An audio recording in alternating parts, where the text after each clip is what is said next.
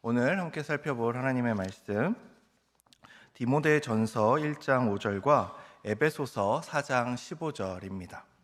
먼저 디모데전서 1장 5절을 제가 읽도록 하겠습니다. 이 교훈의 목적은 청결한 마음과 선한 양심과 거짓이 없는 믿음에서 나오는 사랑이거늘. 이어서 에베소서 4장 15절입니다. 오직 사랑 안에서 참된 것을 하여 범사에 그에게까지 자랄지라. 그는 머리니 곧 그리스도라. 아멘. 네, 이 시간 합동신학대학교에서 조직신학으로 섬기시는 박바울 교수님께서 엑스레이 질문들이라는 제목으로 강의하실 때 큰 유익 얻으시기를 소망합니다. 우리 교수님 나오실 때 따뜻한 환영의 박수로 맞이해 주시면 좋겠습니다.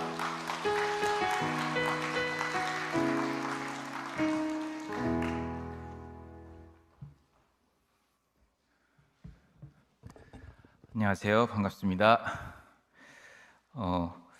저번 주에 한 번 오고 이번 주에 두 번째라 조금 더 익숙한 부분이 있고, 오늘 전철 타고 와서 오는 길에 전도도 받고 잠깐 도망갔습니다. 급해서. 그래서 약간 이 동네도 친숙한 느낌도 있고 그런 느낌에서 이렇게 두 번째 이 강의를 나누려고 하는데요. 저번 시간에는 저희가 언약적인 변증학의 소개 차원으로 아주 간단하게 이렇게 내용들을 또는 정의들을 살펴봤는데요. 그 내용을 기억하시면서 오늘 시간에는 조금 더 적용적인 부분으로 들어가려고 하는 의도는 있습니다. 근데 끝나시고 나서 약간 만족스럽지 않다라는 느낌을 받으실 수 있어요. 그 이유는 제가 질문들을 많이 드릴 겁니다. 답을 드리지는 않고 질문들을 많이 드릴 겁니다. 그 이유는 변증학이라는 것은 학문적으로는 저희가 이렇게 찾아가면서 답도 찾고 성경 보고 이렇게 할 수는 있는데, 이게 진짜 실천으로 넘어갈 때에는 그 상황 속, 그 관계 안에서, 그 대화 안에서 어떻게 진행될지 잘 모릅니다. 그래서 사람을 파악하는 게 어떻게 보면 제일 중요해요. 그래서 그런 의도로 저희가 저번 시간에도 진리를 제시하는 것도 중요하지만 예수님과 함께 하면서 진리를 제시할 때 그 분의 마음이 어디에 있는가라는 부분을 저희가 들여다봐야 된다. 그 부분을 저희가 조금 더 공부를 해야 된다. 어떻게 보면 인간을 공부해야 된다라는 차원으로 이해하시면 좋을 것 같습니다. 그래서 제가 그 본문을 디모데전서 1장 5절, 에베소서 4장 15절, 사랑 안에서 참된 것을 한다라는 그런 진리와 사랑이 같이 있어야 된다라는 그런 맥락에서 이 내용을 나눠드리고 싶습니다. 우선 저번 주에 약간 리뷰를 다시 언급해 드리자면, 저희가 가장 변증을 해야 되는 이유가, 가장 큰 이유는 성경이 그렇게 지시하기 때문이다 라고 말씀드렸습니다. 그래서 베드로전서 3장 15절, 너희 마음에 그리스도를 주로 삼아 거룩하게 하고 너희 속에 있는 소망에 관한 이유를 묻는 자에게는 답할 것을 항상 준비하되 온유와 두려움으로 하고 라고 이렇게 명령어로 저희에게 다가옵니다. 그래서 그 부분에서는 저희가 제일 큰 이유는 변증은 성경이 지시하기 때문에 우리가 관심을 두고 실천을 해야 된다라는 부분으로 이해하시면 좋을 것 같습니다. 오늘 읽었던 본문이고요. 그러고 두 번째로는 변증을 왜 해야 되는가라는 그 부차적인, 제일 중요한 이유는 성경이 지시하기 때문이고, 또 두 번째로 덜 중요하긴 한데 그래도 중요하긴 합니다. 부차적인 답은 세상이 이것을 필요하고 있다라는 이유입니다. 어떻게 보면 복음이 필요하다라는 면으로 이해하실 수도 있고, 세상이 저번 주에 언급했듯이 질문을 많이 갖고 있는데 우리가 그런 질문들에 대한 답을 마련해야 된다라는 그런 부분으로 생각하시면 될 것 같습니다. 질문을 많이 갖고 라는 부분에서 자동으로 저희가 그러면은 대답을 준비해야 된다라고 이해하실 수도 있는데, 질문을 많이 갖고 있다라는 것은 저희가 답보다는 우선적으로는 듣기를 더 잘해야 됩니다. 이 질문 안의 의도는 무엇인가? 진짜 원하는 답은 무엇이고 진짜 찾고 있는 것은 무엇인가? 그러고 그 찾고 있는 것이 예수님이 아닐 때 어떻게 이분을 예수님 쪽으로 가이드할 수 있을까? 라는 그런 면으로 우리가 잘 듣기를 먼저 해야 됩니다. 우리가 답을 하기 전에 대화를 나눌 때에는 가만히 앉아서 듣는 연습을 할 필요도 있습니다. 그것이 어떻게 보면 변증의 시작이에요. 듣지 않고 변증을 할 수는 없어요. 왜냐하면 실천을 할 때에는 그분이 어떤 마음가짐을 가지고 있는지 파악이 안 되고 어떤 상황을 겪었는지도 잘 모르기 때문에 그런 것들을 잘 배우고 들어야 되는 부분이 있습니다. 그래서 제가 이런 질문들을 받을 수 있다라는 차원에서 이 질문들을 드리는데요. 이건 그냥 일반적인 그런 변증적인 차원에서 주어질 수 있는 질문들이라고 생각하시면 될 것 같습니다. 첫 번째는 어떻게 보면 아주 근본적이고 깊은 의미가 있지만 자주 이렇게 주어지는 질문이기도 합니다. 나는 누구인가? 나는 어디에서 왔는가? 삶의 의미는 무엇인가? 예전에는 이 질문이 많이 주어지기도 했습니다. 근데 시대가 조금 바뀌면서 젊은 분들, 지금 시대에서 사는 분들은 이 질문에도 관심 없으신 분들이 많아요. 그러고 늘어나고 있습니다. 그냥 살면 되지, 의미의 중요성을 두지 않는 그런 세대가 일어나고 있는 지금 상황을 저희가 조금 알고 있으면은 이 질문은 주어져야 하는 질문인데 그분들도 이 질문을 고려해야 되는데 고려하고 있지 않다라는 부분으로 생각하시면 될 것 같습니다. 그래서 어떤 분들이랑 대화 나눌 때 삶의 의미는 무엇인지요? 라고 했을 때 그런 내용에 관심이 없으실 수도 있지만 관심을 갖게 해야 되는 그런 대화를 나눠야 된다라는 부분으로 생각하시면 될 것 같습니다. 그래서 첫 번째 질문은 나는 누구인가? 나는 어디에서 왔는가? 삶의 의미는 무엇인가? 나중에 또 이렇게 언급될 질문이기도 합니다. 두 번째 질문은 왜 좋은 사람들에게 나쁜 일이 일어날까요? 젊은 분들이 자주 이 주권적인 하나님이 있고 선하신 하나님이신데 왜 나쁜 일들이 일어나고 있나요? 요즘 시대에 SNS, 전화로 이렇게 세계적인 소식통을 받고 있기 때문에 이 우리 그냥 동네 안의 소식 말고 바깥에 이루어지는 그런 사건들을 다 들여다볼 수 있는 시대입니다. 그래서 이 질문에 관심이 많이 있어요. 젊은 분들은 특히 나쁜 일들만 보이고 있는데, 뉴스를 볼 때는 나쁜 일이 일어나고 동네 안에서의 뉴스도 그런 것들을 보이고 나는데 하나님은 선하시다고 하는데 교회는 이거를 어떻게 조합해야 되는가? 라는 부분으로 질문을 하고 있습니다. 이게 지식적인 질문이기는 하지만 이분들이 세상에 대한 그 시선, 어떻게 바라봐야 되는가라는 그런 부분이 혼동이 있다라는 면으로도 생각하셔도 됩니다. 어떻게 이렇게 설명을 해야 될지도 모르는데 이것이 보이고 저것이 보이는데 상충되는데 어떻게 이해를 해야 됩니까? 라는 차원으로의 질문이기도 합니다. 세 번째는 어떻게 오직 하나의 종교만 진실이라고 믿을 수 있나요? 이 질문은 다원주의적인 그런 주제를 다루는 질문입니다. 요즘 이 젊은 분들 또는 그냥 세상적인 그런 세계관을 가진 분들은 아주 착하신 분들이 많이 계십니다. 그분들은 사랑을 추구하려고 하는 분들이 많이 계세요. 그래서 저희가 여기 그 본문을 읽었을 때는 사랑 안에서 진리는 상관없고 진리에 관심을 두고 있는 그런 세대는 아닙니다. 근데 사랑에 관심은 많이 있습니다. 그래서 이 질문이 나오는 거예요. 기독교가 아닌 사람들의 종교는 왜 거짓이라 그러고 기독교만 진실이라 그러냐? 사랑스럽지 않게 느껴진다 라고 하는 마음에서 나타나는 질문입니다. 어떻게 보면은 진짜 그 지식적인 차원의 질문은 아니에요. 내 친구가 너무나도 좋은 친구인데 기독교는 그 친구가 지옥에 갈 거라고 이야기를 합니다. 믿지 않기 때문에. 너무나도 사랑이 없게 느껴집니다. 라고 하는 마음에서 나타나는 질문입니다. 그래서 저희가 지식적으로 답은 해드려도 되지만 예수님만이 오직 유일한 길입니다.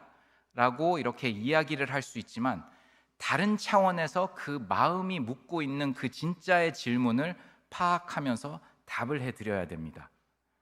그 느낌에 대한 답을 어떻게 보면은 저희가 성경적으로 알려드려야 되는 부분이기도 합니다. 다음 네 번째 질문은 과학은 종교가 지식에 대한 시대에 뒤떨어진 방법이라는 것을 증명할 수 없나요? 라는 그런 차원으로 과학과 종교의 약간 대립적인 차원을 이야기하는 질문입니다. 이 질문은 대학생분들이 자주 갖고 있는 질문이기도 합니다. 왜냐하면 교육 과정이 초등학교, 그리고 중학교, 고등학교, 그다음에 대학교까지 가기에는 그 내용이 진화론의 영향도 있지만 그냥 전체적으로 그 과학적인 내용이 종교에 대한 그런 내용을 같이 갈 수 있지 않다라고 표현하고 있기 때문입니다. 그게 전체적으로 지금 공교육이라는 부분에서 우리 다음 세대들이 받고 있는 교육이에요. 그것은 한국도 마찬가지이고 서구에도 마찬가지입니다. 어떻게 보면 서구는 더 심한 상태에 있는데 이거를 그 교육을 하지 말라라고 하는 말은 아닙니다. 그렇게 피할 수는 있지만 저희가 어떻게 과학과 종교가 그냥 상충되지 않는 것이 아니라 종교는 어떻게 보면 기독교라는 세계관은 성경적인 세계관은 과학이라는 것을 제일 잘 설명할 수 있다라는 그런 관점을 알고 알려드려야 되는 부분입니다. 그 부분은 제가 이 막판에 잠깐 다루려고 하는데요. 그래서 이 질문은 기억해 주시면 좋겠습니다. 다섯 번째 질문은 교회가 초래한 고통은 어떨까요? 십자군 전쟁, 미투 이런 부분에서의 질문은 그 아픔에서 나오는 질문이기도 합니다.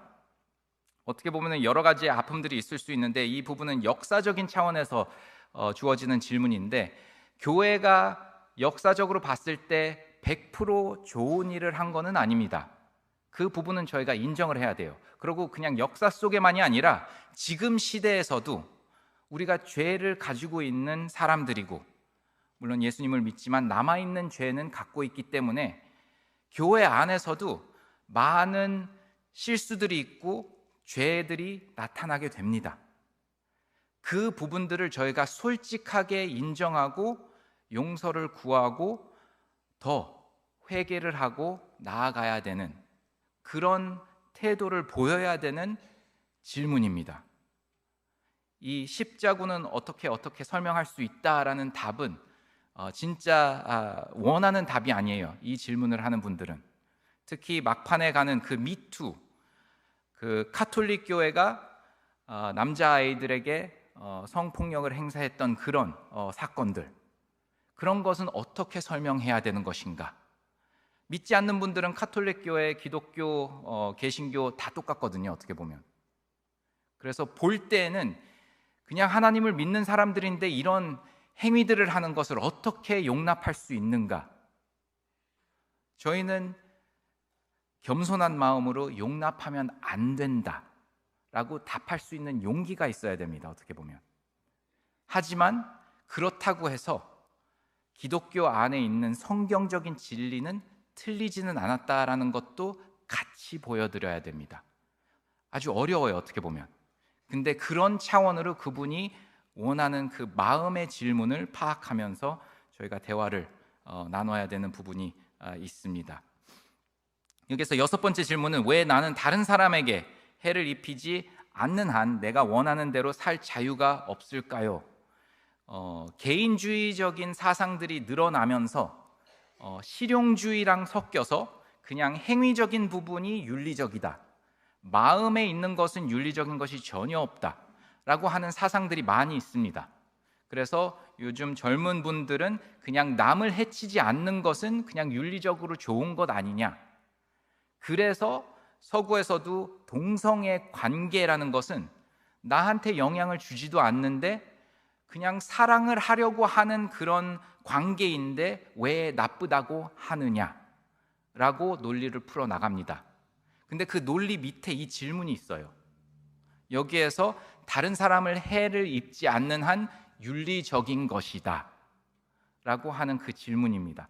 여기에서 다시 한번 그 분이 마음에서 질문하고 있는 것은 나는 이런 방법으로만 사랑을 겪을 수 있는 것 같아서 이게 맞아야 된다.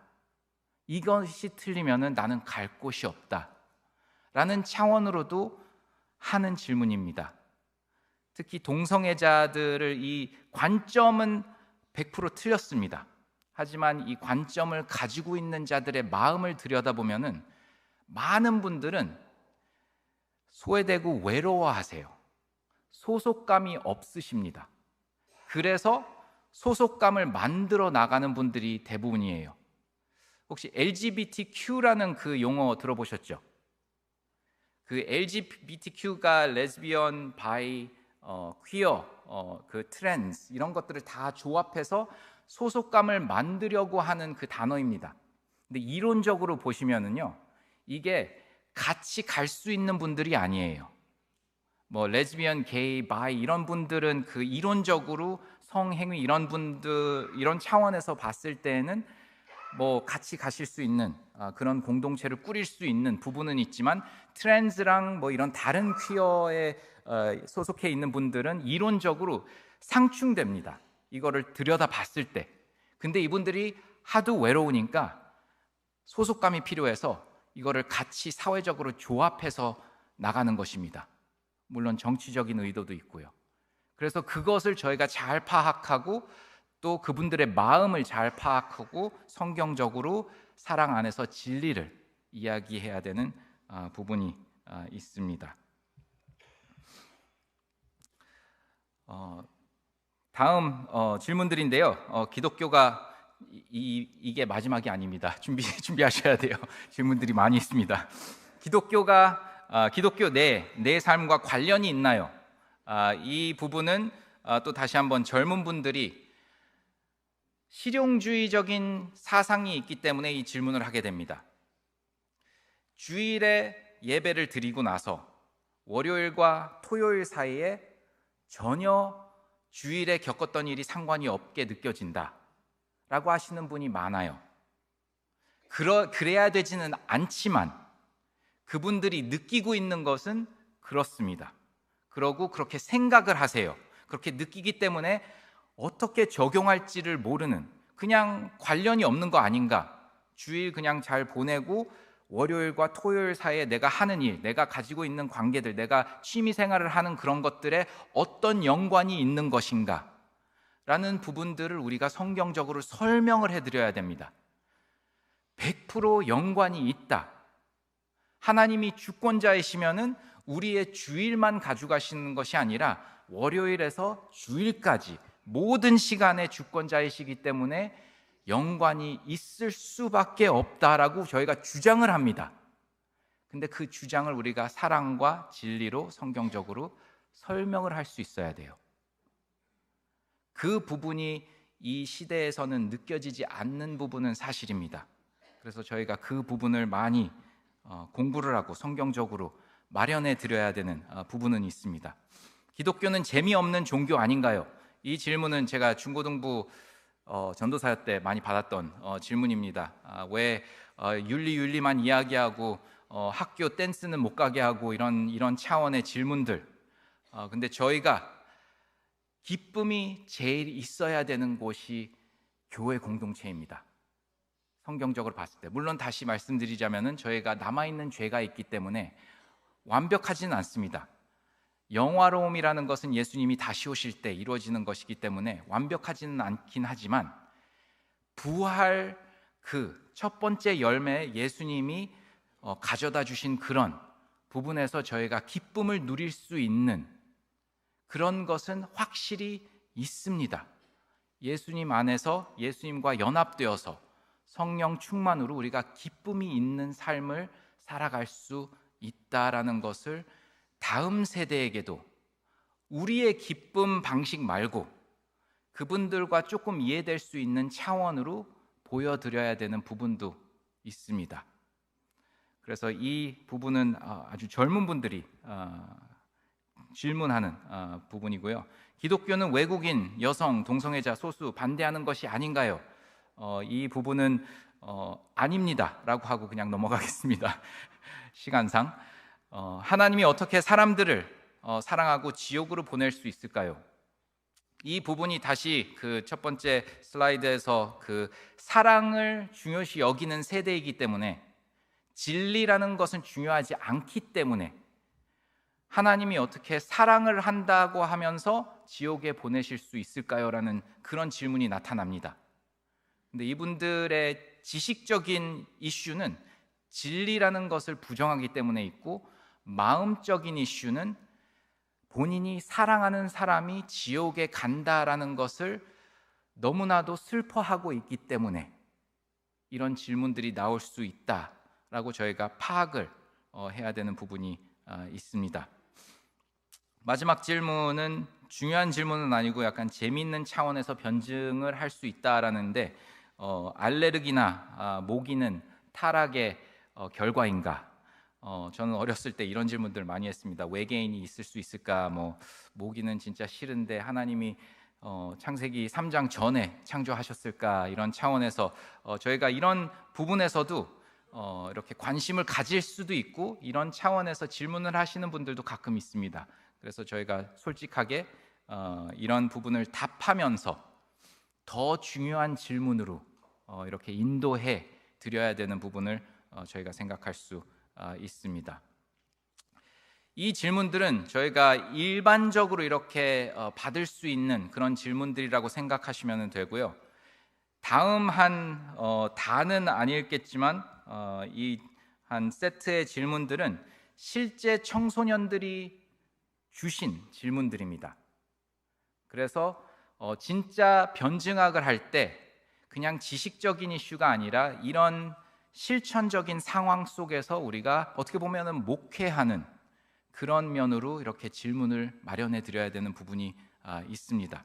그래서 이 질문들은 진짜 청소년 분들이 이렇게 제시한 질문들입니다.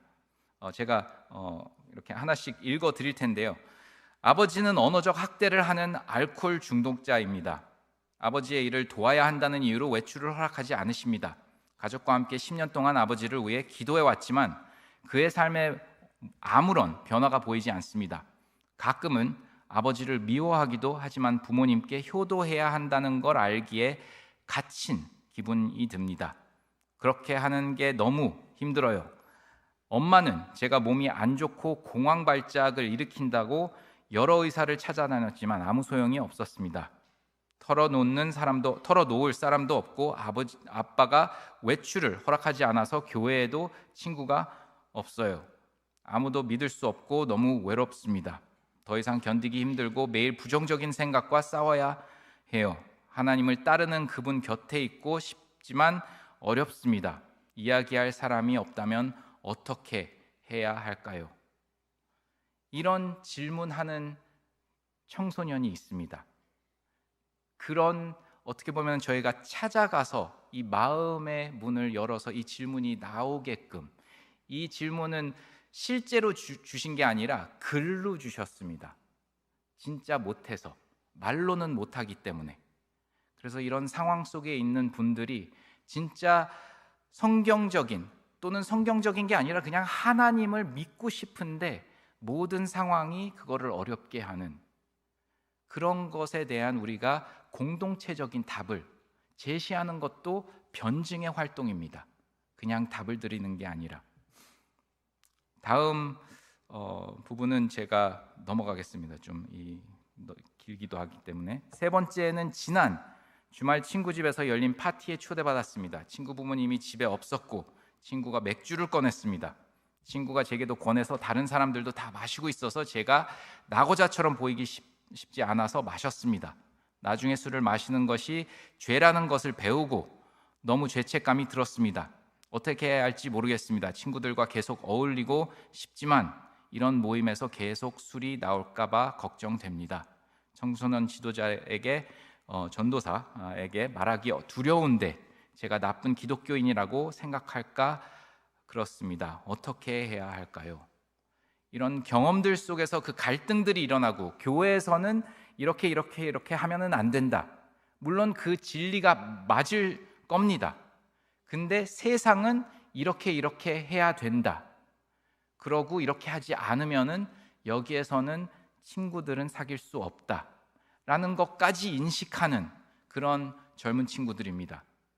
거기에 우리가 어떤 답을 해야 되는가? 그거를 곰곰이 생각하시면서 공동체적으로 교회 차원에서도 이렇게 답을 제시해야 되는 부분이 있습니다. 그냥 이렇게 해라 저렇게 해라가 아니라 더 복합적인 답이 필요한 그런 부분으로 생각하시면 될 것 같습니다. 그리고 여기 안에서 더 깊은 술에 대한 질문이 중요하지는 않습니다. 그냥 친구가 원합니다. 그냥 어린데 그냥 놀고 같이 일하고 뭐 공부하고 이런 친구들이 원하는데 이게 안 돼요. 라는 차원에 저희는 어떤 답을 제시할지, 어떤 성경적인 답을 마련해 줄 수 있는지를 저희가 생각해 봐야 되는 부분이라고 봅니다. 네 번째는 저는 고등학생이고 곧 고3이 됩니다. 그래서 부모님과 선생님들로부터 좋은 학교에 들어가기 위해 열심히 공부하라는 압박을 받고 있습니다. 하지만 저는 공부가 단순히 좋은 성적과 좋은 학교만을 위한 것이 되길 원치 않습니다. 공부를 통해 하나님을 영화롭게 하고 싶습니다. 그래서 공부를 통해 하나님을 영화롭게 한다는 것이 정확히 어떤 것일까요? 이 친구는 어떻게 보면은 더 성숙한 마음으로 이 상황을 헤쳐나가려고 하는 부분을 저희가 볼 수 있습니다. 근데 특히 한국 맥락에서는 공부를 우선순위 해야 된다라고 말하고 문화적으로 말하고 그 직접적으로 듣지 않아도 친구들이 다 학원 가는데 본인은 약간 뒤떨어지는 그런 느낌을 얻을 수 있는 그런 사고의 맥락에 있다라는 것을 저희가 인식해야 되는 부분입니다. 그거에 대해서 저희가 그냥 괜찮기는 한데 그것을 조금 더 복합적으로 성경적인 답을 마련해 줘야 되지 않나라는 면으로 생각해 보고, 어떻게 보면은 이 아이의 마음만이 아니라 가족의 마음, 가족 안에서의 교육이 어떻게 이루어지는지 그 부분을 성경적으로 회복해야 되는 부분도 저희가 생각해 볼 수 있습니다. 이 또한 변증의 활동이라고 생각해 볼 수 있습니다. 다섯 번째는 저는 오랫동안 동성에 끌리는 감정으로 고생해 왔습니다. 저는 남자인데 여자에게 감정적인 끌림은 있지만 육체적으로는 남자만 끌립니다. 여러 번 기도하며 하나님께 저를 변화시켜 달라고 간구했지만 여전히 같은 생각에 시달립니다. 제 생각을 통제할 수 있다는 건 알지만 동성애에게 불건전한 생각을 할 때마다 더럽고 이 죄에 패배한 기분이 듭니다. 제발 도와주세요. 정말 어떻게 해야 할지 모르겠습니다. 생각보다 이런 생각을 가지고 있는 젊은 분들이 많이 있습니다. 그래서 저희가 이 동성애라는 것을 옳고 그름을 따져야 되는 것은 확실히 있습니다. 근데 목회적으로 넘어갈 때는 그 옳고 그름을 지키면서 이 분들에게 어떻게 다가가야 될지 그런 부분도 생각해야 되는 것이 변증의 활동입니다. 그냥 옳고 그름의 답만 가지고 가서 자 여기 있습니다 라고 하면은 부족한 변증 활동입니다. 그분의 마음에서 우러나는 진짜 하나님과 하나님을 경배하는 마음으로의 감정을 원하는데 그 감정이 안 나타나기 때문에 그 갈등이 있는데 이거를 어떻게 생각하고 느끼고 나아가야 될지, 그런 어려움 속에서의 질문을 저희가 어떻게 공동체적으로 사랑 안에서 진리를 제시할 것인지 라는 부분을 생각해 봐야 될 것 같습니다. 제가 시간상 마지막 부분을 마지막 질문을 읽어 드리겠습니다. 몇 달째 겪고 있지만 누구에게도 털어놓지 못한 문제에 대한 도움을 받을 수 있지 궁금합니다. 간단히 말해 아빠가 엄마를 배신하고 있습니다. 벌써 두 번째입니다. 2014년에 가까운 가족 친구와 바람을 피웠죠. 엄마가 알게 되어 거의 이혼 직전까지 갔습니다. 하지만 엄마는 하나님의 사랑을 통해 아빠를 용서했습니다. 그 모든 과정 동안 부모님은 저에게 무슨 일이 있었는지 말해주지 않았지만 저는 알게 되었고, 알면서도 부모님께는 말하지 않았습니다. 부모님은 제가 그 일을 알고 있다는 사실을 전혀 눈치채지 못했습니다. 하지만 저는 아버지를 사랑했음에도 예전처럼 아버지를 바라볼 수 없었습니다. 항상 아버지를 조금은 의심스러운 눈으로 바라보게 되었죠. 몇 달 전 그 의심이 사실로 드러났습니다. 아버지가 엄마를 배신했던 바로 그 여자와 문자를 주고받는 걸 목격했습니다.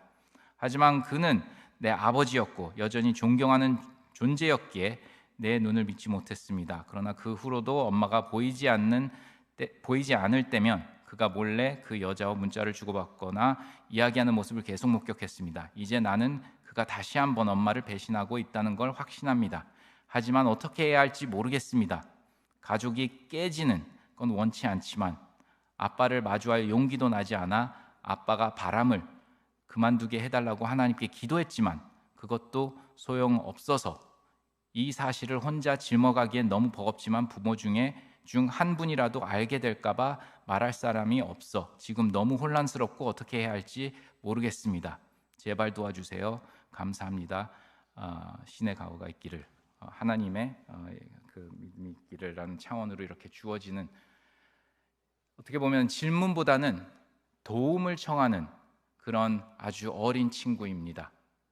이런 사실들을 다 입력이 되기는 하는데 어떻게 머릿속에서 진행을 해야 될지 모르게 되는 그런 상황에 마주했을 때 이 질문은 어떻게 보면은 한국 교회에게 주어지는 질문이기도 합니다.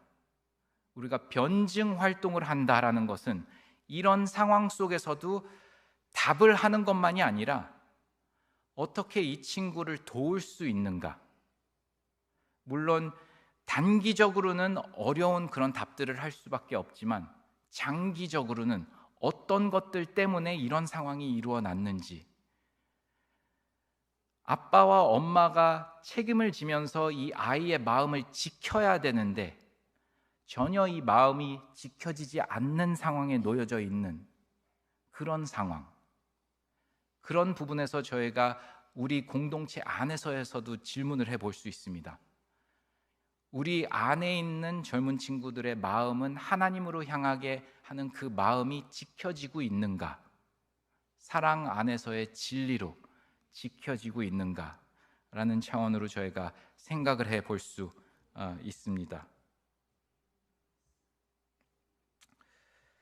네, 그래서 이 실제 질문들을 생각하시면서 제가 답을 드리면은 너무나 길기 때문에 드릴 수는 없고 개인적으로 연락 주시면은 제가 글로 이렇게 답한 그런 내용은 있기는 합니다. 그래서 그렇게 원하시면은 제가 기꺼이 드릴 텐데요. 지금은 못 드리고 저는 이 질문들을 통해서 저희가 변증 활동이라는 것은 그냥 철학적인 것보다 진짜 목회적인 마음의 질문들에 대한 성경적인 사랑 안의 진리를 이야기할 수 있는 그런 답들, 그런 대화들로 생각하면은 좋을 것 같습니다. 예를 들어서 한 가지 제 경험상 예를 들어서 변증 활동이라는 것은 이게 아주 강하게 느끼실 수 있는 표현이기는 하지만 예수님 앞에 마음을 예수님에게 향하게 하는 그런 활동이다 라고 생각해 볼 수 있습니다. 성경적인 언어를 조금 더 추가하자면은 우리의 마음이 예수님 앞에 무릎을 꿇어야 됩니다. 그냥 앞에 서 있는 것이 아니라 창조주와 피조물이기 때문에 변증 활동의 끝은 우리가 예수님 앞에서 무릎을 꿇으면서 경배를 해야 되는 것이 그 끝의 결과입니다. 근데 세상적으로 생각했을 때는 그 무릎 꿇린다는 이미지가 아주 부정적으로 다가올 수도 있어요. 근데 성경은 이거를 너무나 당연하게 여깁니다. 왜냐하면 예수님은 제2위격이신 하나님이기 때문에 삼위일체 하나님의 제2 위격이신 분이시기 때문에 당연히 무릎이 꿇려야 됩니다. 우리는. 그래서 요한계시록 빌립보서에 보면은 모든 사람이 예수님이 다시 오실 때 믿던 안 믿던 무릎이 꿇릴 것이다 라고 합니다. 차이점은 믿는 분들은 기쁘게 무릎을 꿇을 것이고 믿지 않는 분들은 무릎이 꿇리는 그런 상황이 나타날 것이다 라는 표현을 합니다. 성경이. 그것을 저희가 진짜 받아들이고 이런 차원에서 그 변증을 할 때 까먹으면 안 됩니다. 물론 그분들의 무릎을 예수님 앞에 이렇게 물리적으로 꿇리는 그런 것은 아니지만 그 마음의 자세가 거기까지 가게끔 하는 그 인도를 해야 되는 것이 변증의 작업입니다. 그래서 그냥 진리를 제시하는 것만이 아니라 그 진리의 마음이 받아들여지고 꿀려야 되는 그런 부분이기도 합니다. 제가 7년간 대학 사역을 전도사로 했었는데 미국 필라델피아에서 거기에서 아주 똑똑한 친구가 한 해 있었습니다. 지금 박사학위 그 뇌 분야에서 이렇게 과학 박사학위를 하고 있는데 지금쯤 마쳤을 수도 있어요. 아주 똑똑한 친구고 아주 좋은 질문들을 가지고 저한테 항상 이렇게 도전하는 그런 친구였습니다. 그리고 아주 성실하게 우리 그 대학부는 계속 나왔고요. 그리고 나오는 도중에는 본인도 뭐 믿는 사람이다라고 이렇게 이야기는 했지만 저와 이렇게 개인적인 대화를 나눌 때에는 항상 이 성경적인 어려움, 이렇게 본인의 시야에서 상충되는 그런 것들에 대한 질문을 항상 해 왔습니다. 그래서 거기에서 제일 걸리는 것은 그 악의 문제와 자유의지. 인간이 자유의지가 있으면은 어떻게 우리가 악에 대한 책임을 할 수 있을까라는 그 질문에서 있으면은 우리가 당연히 책임을 질 수 있고 우리가 악을 행했기 때문에, 하지만 하나님이 주권자이시면은 진짜 자유의지가 없는 것이 아닌가, 그냥 성경이 얼떨결에 우리에게 그 책임을 전가해버리는 것이 아닌가라는 그런 차원으로의 깊은 생각을 하는 친구였습니다. 근데 제가 뭐 신학적으로 철학적으로 이렇게 설명을 오랜 시간 동안 이렇게 하고 또 만나서 하고 하는데 불만스러운 부분이 항상 튀어나왔어요. 그래서 하나님이 저에게 주시는 아이디어가 이 내용을 기억하게 해주셨습니다. 이 친구가 진리를 원하는 것처럼 질문을 하고는 있지만 하나님 앞에서 무릎을 꿇고 싶지 않는 거구나. 진짜 성경이 성경으로 보여질 때에는 이런 질문을 가질 수는 있지만 하나님을 향하면서 무릎을 꿇으면서 내가 인간이라 모르지만 하나님이 조금씩 가르쳐 주세요라는 기도가 나올 수 있어야 됩니다. 근데 이 친구는 그 기도는 안 나와요. 그냥 내 지식대로, 내 기준대로 이게 이해가 되어야만 진리이다 라는 그런 전제가 있었습니다. 그래서 우리가 그 마음을 그냥 이야기를 해드려야 될 상황이 있습니다.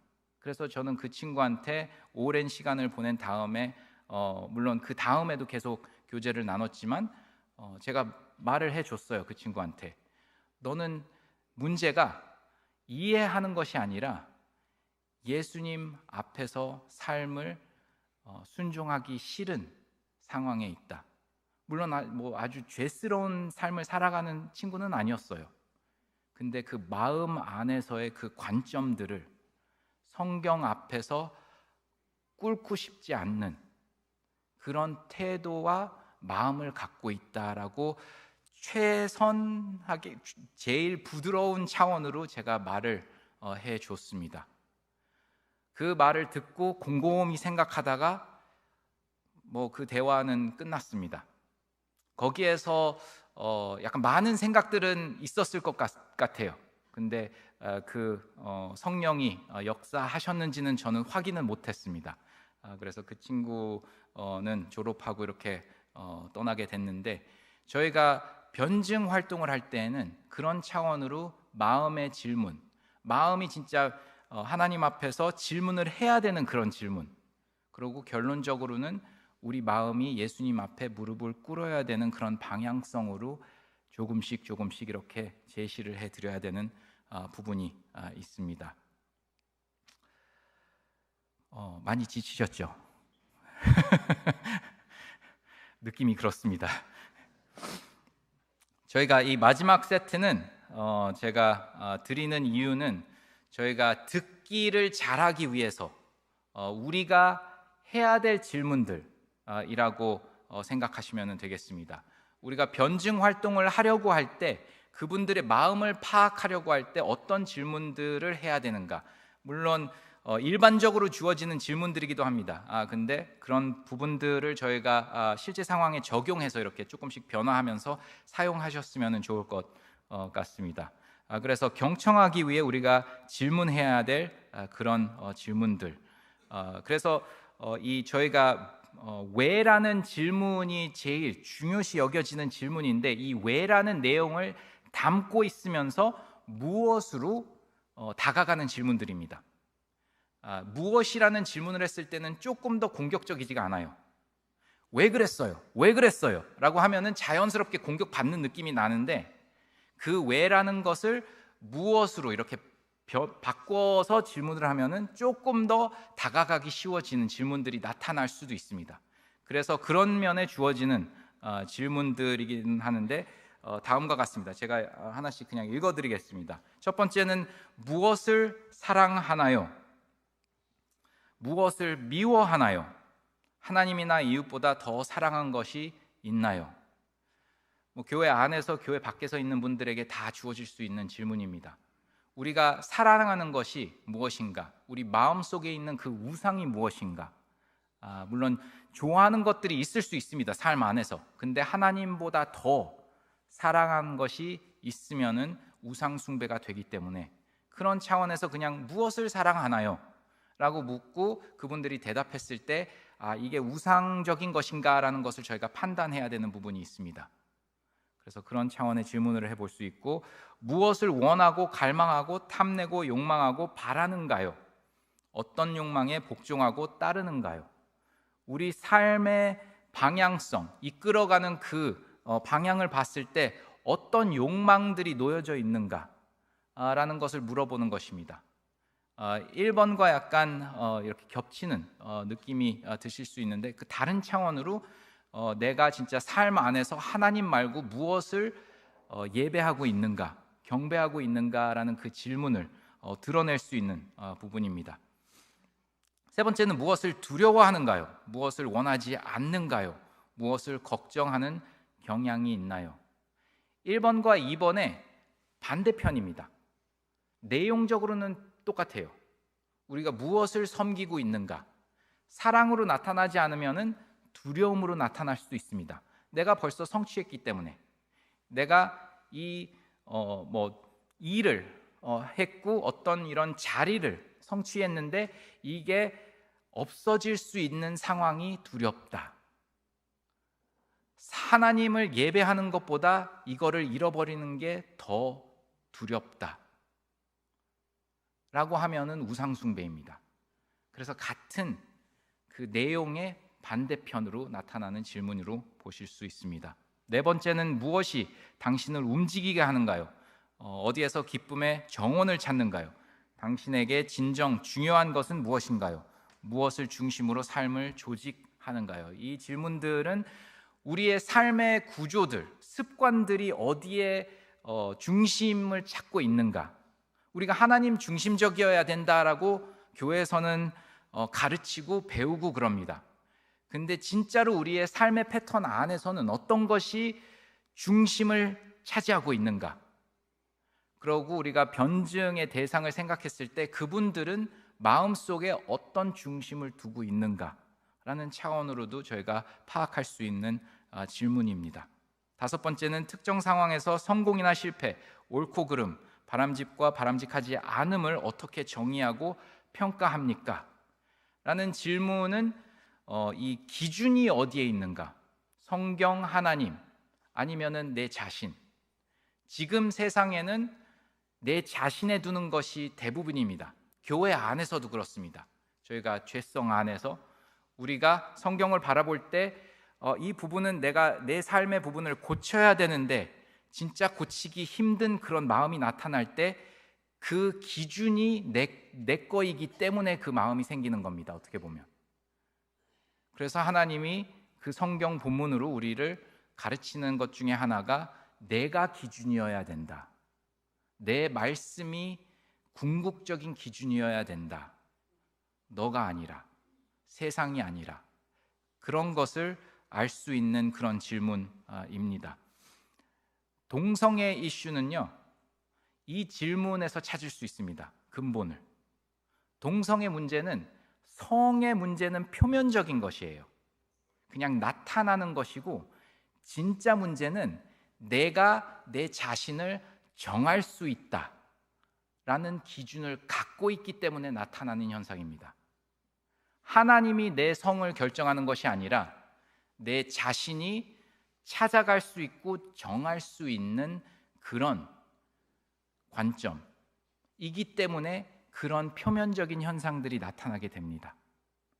그런 것들을 저희가 찾아보고 이분은 진짜 마음속에서 본인의 기준대로 살아가고 싶은 것이 있구나.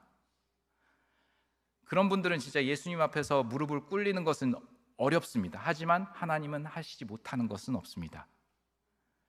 그래서 저희가 사랑과 진실로 성경적인 그런 답을 제시할 때 이런 질문들도 생각하시면서 하면은 조금 도움이 되지 않을까라는 부분이 있습니다.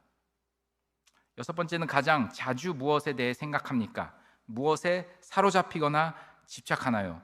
아침에 당신의 마음이 본능적으로 향하는 것은 무엇인가요? 당신의 마음가짐은 무엇인가요? 이것도 비슷하게 우리의 마음의 중심이 어디에 있는가라는 것을 시간적으로 나타나려고 하는 질문입니다. 우리가 시간적으로 어디에 제일 많이 투자하고 있는가? 요즘 세대는, 젊은 분들은 전화에 투자하고 있습니다. 물론 전화 안에 이 내용이 있지만 그 연결, SNS 이런 것에 많이 투자하게 되는, 어떻게 보면 중독성이라고도 할 수 있습니다.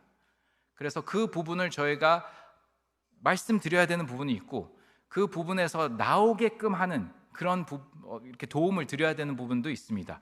그거를 파악하고 그 마음에 있는 이것은 진짜 우상적으로 전화를 다루고 있습니다.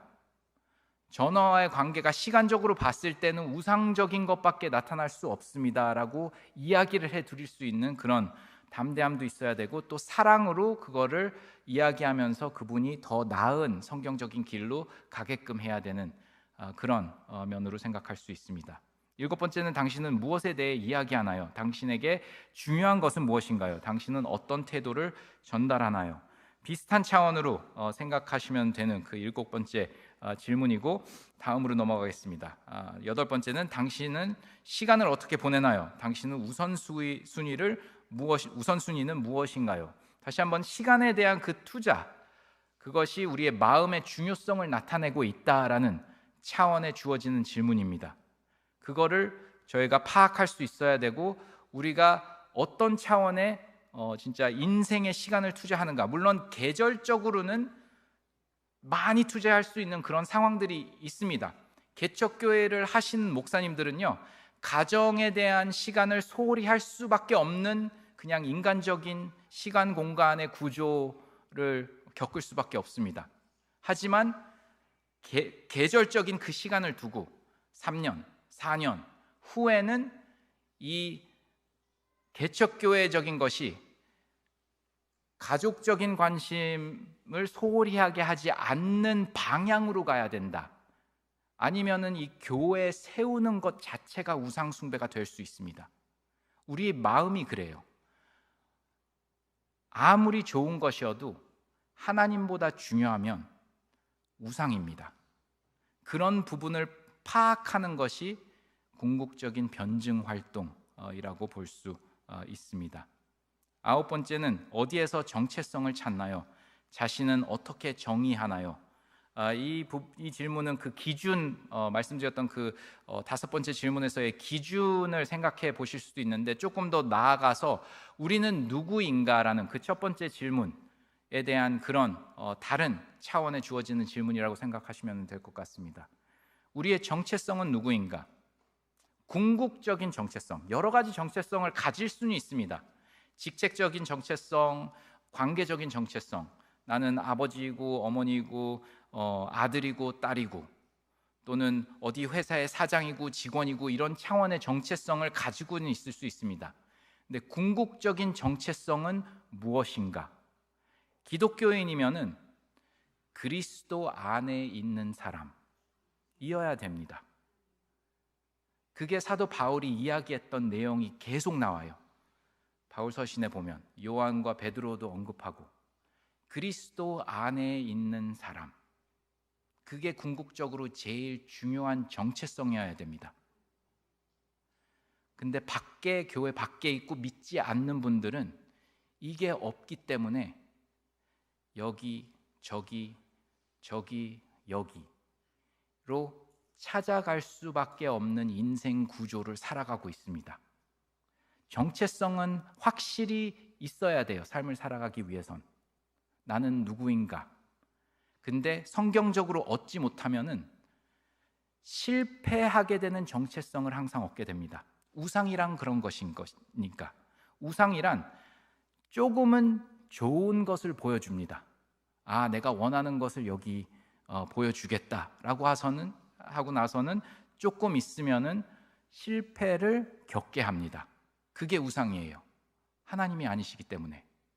그런 차원에서 믿지 않는 분들은 예수님 안에 있는 사람을 얻지 못하기 때문에 이런 정체성, 저런 정체성, 내가 이 회사의 사장이어야만 누군가 될 것이다, 내가 어떤 관계들이 있어야만 중요한 사람이 될 것이다 라는 그런 마음들, 그것은 예수님 안에 있는 사람이 궁극적으로 없으면은 다 우상숭배로 나타나기 마련입니다.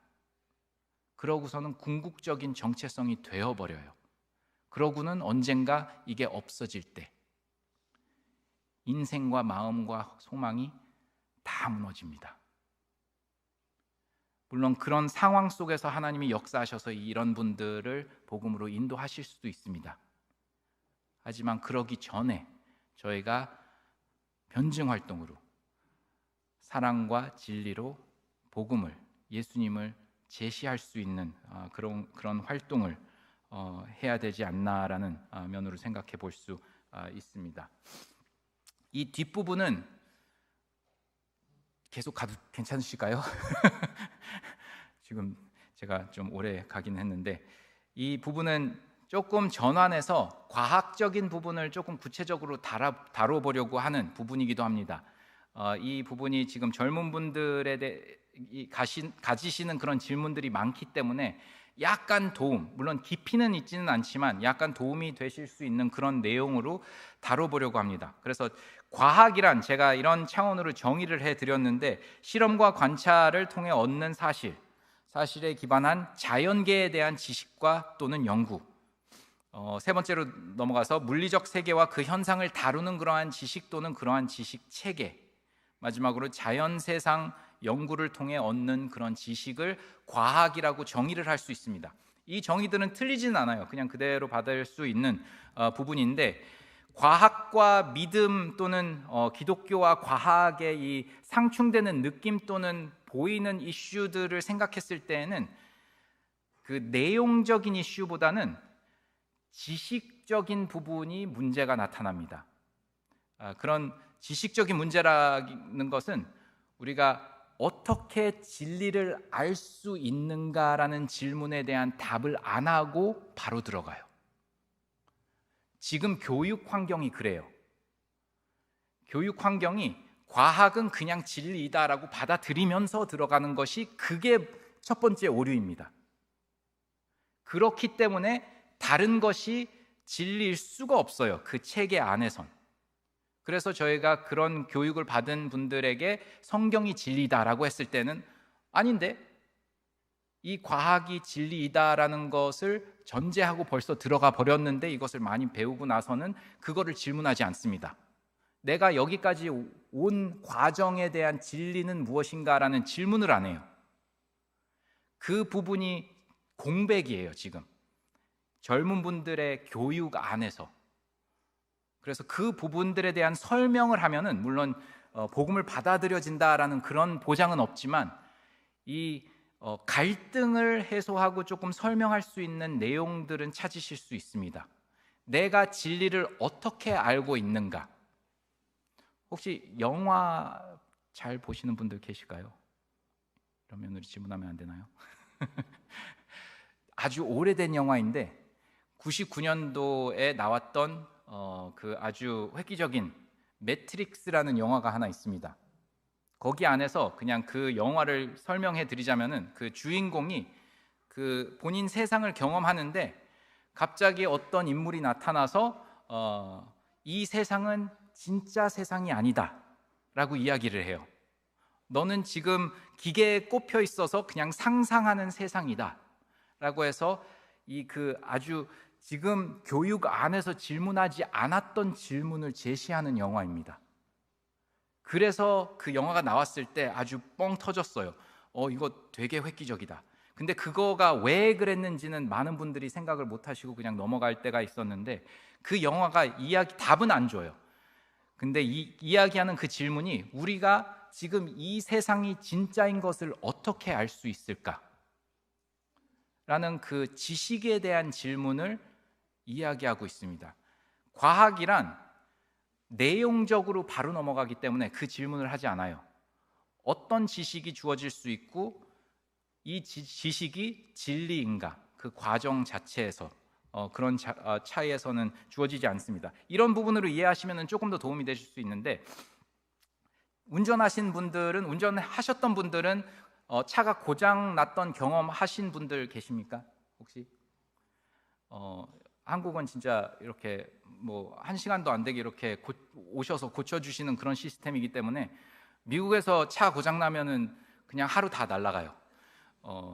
계속 전화하고 안 오고 뭐 그러는 상황인데 차가 고장 났을 때 뭐 도움을 청하지 않았다면 우리가 그것을 고치려고 했다면 우리가 이 문제를 파악하려고 해야 됩니다.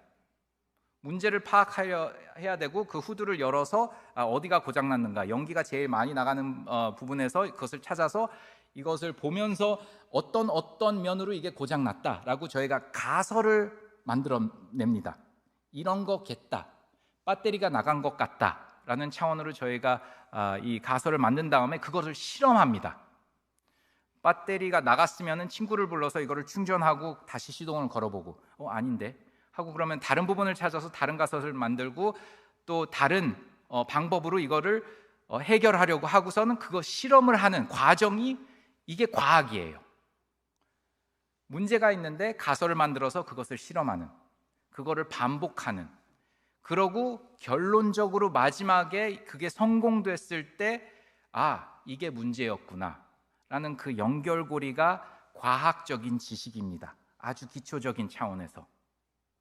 그런 지식은 좋은 과학이에요. 이게 하나님의 원리 안에서 주어지는 그런 과학이라고 생각할 수 있습니다. 근데 이 과학이 주어지는 진리는 무엇인가라는 그런 질문을 했을 때에는 정밀도가 높을 수 있는 진리입니다. 진리라고 하기에는 좀 그런데 정밀도가 높고 정확도도 높을 수는 있는데 정확도는 보장되지 않습니다. 그냥 과학 체계 안에서 그것을 설명해 드리자면은 저쪽 이 왼쪽이죠. 여러분 왼쪽으로 보실 때는 낮은 정밀도 그리고 낮은 정확도라고 보실 수 있습니다. 이거 한국 분들이 양궁을 잘해서 이거를 사용했는데 그냥 여기저기 다 꽂히는, 그리고 중심에는 하나도 없는 것이, 정확한 것이 없고 정밀도도 떨어집니다. 그리고 두 번째 그림은 정확도는 없습니다. 근데 정밀도는 있어요. 같은 곳에 계속 박혀요. 과학이란 같은 결과를 나타낼 수 있는가 없는가를 확인하는 그런 방법론입니다. 물론 이게 좋은 지식으로 이어갈 수는 있는데 보장이란 것이 그 체계 안에는 없어요. 기독교 성경적인 사상을 덧붙여야지 그 보장이 나타납니다. 근데 보장은 없기 때문에 이 정밀도는 계속 나타난다. 그리고 또 다른 실험을 했을 때 다른 곳으로 이 결과가 나왔을 때는 이게 틀린 건가라는 그런 의심을 해야 돼요. 바로 그게 과학입니다. 그리고 그 세 번째는 약간의 높은 정확도를 나타내는 그림이고 정밀도는 없는, 조금 나눠진. 그리고 마지막은 정밀도도 높고 정확도도 높은 그런 부분으로 나타내는 그림입니다. 그래서 제가 여기에서 말씀드리고 싶은 요점은 정밀도를 최우선으로 나타내는 것이 과학 방법론이다라는 부분입니다. 그래서 이거를 가지고 가셔서 과학은 엉터리다라고 하시면은 안 되지만, 저희가 성경적인 그런 관점을 추가했을 때에는 이 정확도의 보장이 될 수 있는 그 인식론적인 체계가 마련됩니다. 그래서 그런 부분에서 저희가 이 진화론, 과학, 믿음 이런 대화 안에서는 이런 부분을 그냥 질문으로 던지시면 돼요. 진짜 이 지식을 어떻게 알고 있는가? 여기까지 온 그 지식을 어떤 방법으로 알아내셨는가라는 차원으로 그냥 생각하게끔 하면은 그 확신은 내려갑니다. 정직하신 분이면 과학에 대한 그 모든 세상을 설명할 수 있는 그 확신은 내려갈 수밖에 없어요. 그러면은 그 틀이 열어지고 거기 안에서 다른 알 수 있는 방법, 교회 안에서 제시하는 계시, 하나님이 주셨기 때문에 우리가 알 수 있다. 단순하게 들리지만 이게 인식론적으로는 되게 깊은 진리예요. 간단하게 들리기는 하지만 하나님이 말씀하셨기에 우리가 이거를 보장받을 수 있다라는 게 다른 방법으로는 우리가 인간적으로는 설명할 수가 없어요. 그게 언약적인 변증 원리 중에 하나입니다. 삼위일체 하나님을 전제하지 않는다면은 안 하는 그런 사상들은 다 모순이 있기 마련이다 라는 것이 이런 차원에서 드러나는 것을 저희가 볼 수 있습니다. 구체적으로는 저희가 진화론을 생각했을 때는 거대 진화론과 하나님의 형상에 대한 그런 부분을 저희가 조심해야 되고 이렇게 답하는데 성경적인 부분이 있어야 됩니다. 그 유전적인 진화론은 저희가 반대할 필요는 없어요. 유전적인 진화론은 그냥 부모님들의 자녀들이 부모님과 닮았다, 그 정도의 내용입니다. 그거는 저희가 부정할 필요 없고, 뭐 내 자녀이면은 나랑 닮은 것은 그 유전적으로 당연하고 그런 차원의 진화밖에 이야기되지 않습니다. 그렇게 저희가 반대할 부분은 아닌데, 거대 진화론, 원숭이가 사람이 되었다, 종이 변하는 것은 성경적으로 설명할 수가 없습니다. 그러고 특히 교리적으로 봤을 때는 하나님의 형상에 대한 창세기 1장 2장의 교리에 상충되는 것을 저희가 인정하면서 대화를 나눠야 되는 부분이 있어요. 그래서 대화는 나누되 그런 부분은 저희가 인식하면서 나아가야 되는 부분이 있습니다. 두 번째로는 진화론과 연관되어 있는 부분인데, 이거는 약간 해석학적인 이슈도 있고, 아담이 저번에도 언급해 드렸는데 진짜 인물이었는지 아닌지, 이게 이제는 지금 과학과 신앙 그런 틀 안에서 논의되는 이슈 중에 하나가, 유전적으로는 아담이 역사적으로 있을 수가 없다라고 하는 결과들이 나오고 있습니다. 근데 조금 더 찾아보시면은 물론 이게 지금 진행되는 그런 내용이기는 하지만 조금 더 찾아보시면은 다른 약간 소수의 논문들이 이 논문들은 그냥 원하는 거를 짚어서 이렇게 조합한 데이터이다 라고 이렇게 지적하는 논문들이 이렇게 조금씩 나타나고는 있어요. 그래서 내용적으로 생각했을 때는 저희가 이런 부분을 배우고 언급할 수는 있는데, 저희가 성경적으로는 아담은 역사적인 인물이어야 됩니다. 왜냐하면 사도 바울이 신약에서 로마서 5장, 고린도전서 15장에서 분명히 첫 아담 때문에 죄를 전가받았고, 실제 인물이 아니면 그게 가능하지 않습니다. 그러고 예수님 안에 있는 사람은 두 번째 아담이기 때문에 믿음으로 의를, 예수님의 완벽한 의를 전가받을 것이다 라는 그런 구조를 이야기합니다. 이거를 다 버려야 돼요. 그래서 부분적으로 성경을 버릴 수 없기 때문에 아담은 역사적인 인물이어야 합니다. 성경적으로 봤을 때. 그래서 저희가 그거를 전제하면서 과학적인 대화도 나눌 수 있습니다. 근데 그거를 지키면서 해야 되는 부분은 있어요. 세 번째는 조금 더 적용적인 차원에 주어지는 요점인데, 진화의 자연적 또는 폭력 또는 갈등. 이거는 진화론을 믿는 분들은 기독교 사상 안에서 주어지는 사랑을 빌려서 삶을 살아간다 라는 요점으로 이해하시면 돼요. 이 진화론의 자연스럽게, 저번에도 언급했는데 양육강식이라는 그 원리, 물론 약간 변형돼서 이렇게 주어지는 부분은 있지만 그 부분이 주 원리이기 때문에 사랑하는 사람도 본인의 이익이면은 버려야 되는 그런 체계예요. 근데 기독교는 그렇지 않습니다. 약한 자를 통해서 하나님이 사역하시고, 십자가 같은 그런 곳에서 백성을 구원하시고, 이게 진화론적으로는 이해될 수 없는 그런 원리들을 나타내는 것을 저희가 볼 수 있는데, 여기 안에서 진화론 믿는 분들이 질문 안 하는 것 중에 하나가, 만약에 여기 이렇게 반으로 나누셔서 이분들은 진화를 했다 이렇게 가설적으로 뭐 생각해 보시면은 더 나은, 모르겠어요, 어떤 뭐 로봇가 될지 더 나은 뭐 인간이 될지는 모르겠는데, 그렇게 진화됐다 그러면은 이 진화된 분들은 이 분들을 무시하면서 살아가야 됩니다. 진화론의 원리는. 근데 그렇게 생각하는 진화론자는 거의 없어요. 왜냐하면 윤리를 받아들이면서 살아야 되기 때문에. 그 윤리는 어디에서 왔는가? 진화론에서는 오진 않았습니다. 절대로. 마련해 줄 수가 없어요.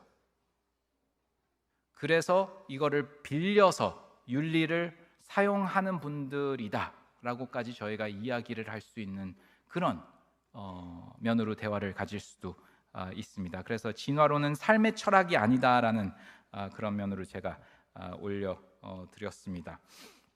마지막으로요, 지금까지 함께 해주셔서 대단하시고 감사합니다. 마지막으로 변증 활동이라는 그런 면을 이렇게 질문적으로 다뤄봤는데, 마지막으로 어떻게 보면은 저희의 마음을 위로라기보다는 이렇게 담대함을 나타낼 수 있는 차원으로 주는 이 사도행전 17장 32절 34절에서의 변증이라는 것은 언제 성공하는 것인가, 성경적으로 그런 부분을 찾아볼 수 있는 본문입니다. 여기에서 그들이 죽은 자의 부활을 듣고 어떤 사람은 조롱도 하고 어떤 사람은 이 일에 대하여 내 말을 다시 듣겠다 하니, 이에 바울이 그들 가운데서 떠나매 몇 사람이 그를 가까이하여 믿으니 그 중에는 아레오바고 관리 디오니시우스와 다마리라 하는 여자와 또 다른 사람들도 있었더라. 이 17장은 사도 바울이 아테네 가서 이렇게 알지 못하는 신에 대한 그런 전도를 할 때를 나타냅니다. 사도 바울 아주 대단한 선교사였는데 17장 마지막 부분에서 그 전도 선교의 성공률을 알려줍니다. 우선 2명 뚜렷이 나와요. 그리고 다른 분들도 있었는데 어떻게 보면은 아주 부분적인 성공률을 나타냅니다. 그냥 수적으로 봤을 때. 근데 사도 바울은 전도와 선교를 성공했습니다. 회심하는 숫자가 우리의 성공률을 정하지는 않습니다. 우리의 성공률은 하나님의 주권을 믿고 성령의 역사하심을 믿는 그런 성경적인 관점을 가지시면은 숫자적으로 회심하는 것이 우리가 잘했다 못했다라는 것을 정하지는 않습니다. 절대로. 그것을 정하는 것은 우리가 우리 삶과 우리 말과 우리 생각과 우리 사상을 얼마나 성경적으로 사랑 안에서 진리적으로 제시했는가에 있습니다. 그것밖에 없어요. 우리가 삶과 말과 생각과 관계 안에서 사랑과 진리로 예수님의 복음을 성경적으로 제시했는가? 제시했으면은 회심 안 하셔도 움직임이 없어도 성공하셨습니다. 그것이 성경이 말씀해 주는 그 변증의 성공이에요. 그래서 우리가 담대하게 나아갈 수 있습니다. 하나님이 역사하실 거니까. 그래서 그거를 기억해 주시고 저희가 나눴던 그 질문들도 기억해 주시고 나아가시는 화성교회 안에서만 아니라 이 동네 그러고 서울 안에서도 예수님의 복음을 아는 분들이 많이 나타나기를 바랍니다. 제가 기도하고 마무리 짓겠습니다.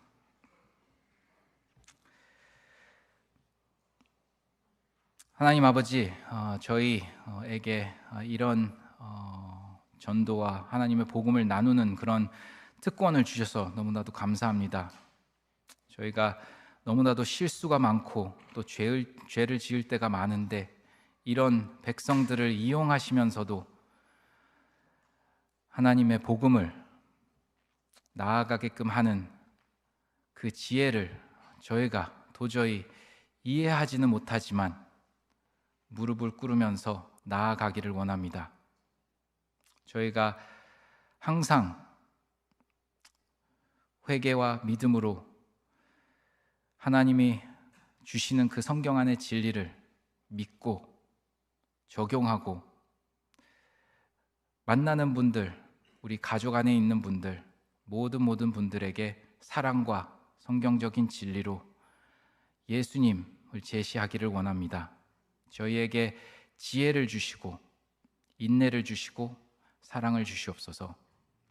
이 모든 활동과 이 모든 사역이 궁극적으로는 예수님만 비춰지게 하시옵소서. 이 모든 말씀 예수님 이름으로 기도했습니다.